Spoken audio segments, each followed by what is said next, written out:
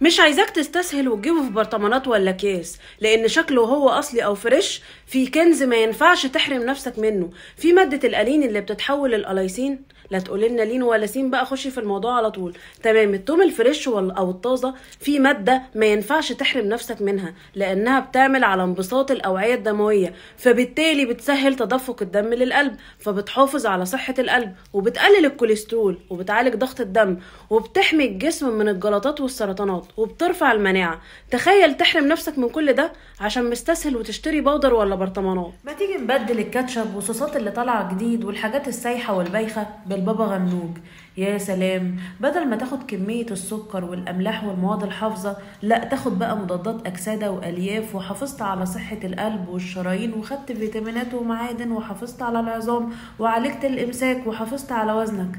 الدايت سهل، بس احنا محتاجين نغير ثقافتنا. اللي جوه الكوباية دي مش جبنة طبيعية، دي زيوت نباتية عشان تديها الشكل السايح الجميل ده.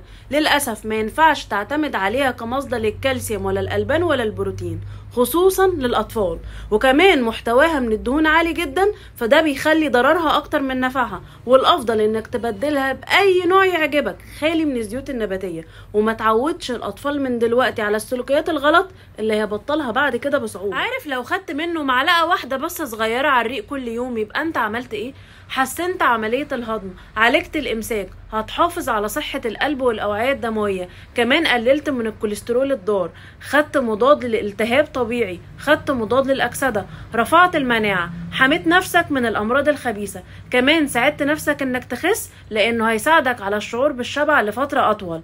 زيت الزيتون كنز لا يقدر بثمن. عارف لو بدلت الطماطم بالصلصة الجاهزة يبقى أنت عملت إيه؟ خدت نسبة دهون عالية، فبالتالي عرضت نفسك للسمنة، كمان خدت نسبة صوديوم عالية فرفعت ضغط الدم، وعرضت نفسك لأمراض القلب والأوعية الدموية والسكر والجلطات، وخدت كمية كبيرة من المواد الحافظة، وعرضت نفسك لاختلال في الجهاز التناسلي، خاصة الصلصة المحفوظة في علب صفيح لأن الطماطم بتتفاعل معاها. فما تكسلش واعمل الصلصة في البيت. لو حضرتك مستعجل الصبح ومتأخر، برضه اوعى تعتمد في فطارك على المخبوزات، لأن المخبوزات عبارة عن دقيق أبيض اللي هو ملوش أي فايدة، لأنهم استبعدوا أفضل ما فيه، شالوا القشرة اللي فيها ألياف، كمان شالوا جنين القمح. لو حضرتك بقى فطرت مخبوزات بس، هتفضل طول اليوم انسولينك عالي، وبالتالي عمرك ما هتشبع وهتفضل مقريف وجعان. لكن لو انت متأخر ومستعجل وخدت حتة مخبوزات صغيرة، خد جنبها بيضة او جبنة وخيار. ايه اللي ممكن يحصل لو بدلت السكر الابيض بالعسل؟ ما تبطلوا تأليف بقى، الاتنين ليهم نفس السعرات الحرارية تقريبا. الدكاترة دول عليهم شوية حاجات. ثانية واحدة، العسل ملين جيد، مضاد قوي للالتهاب، مضاد للأكسدة، كمان بيرفع المناعة وما بيرفعش الانسولين زي السكر الابيض، وكمان مضاد للاكتئاب.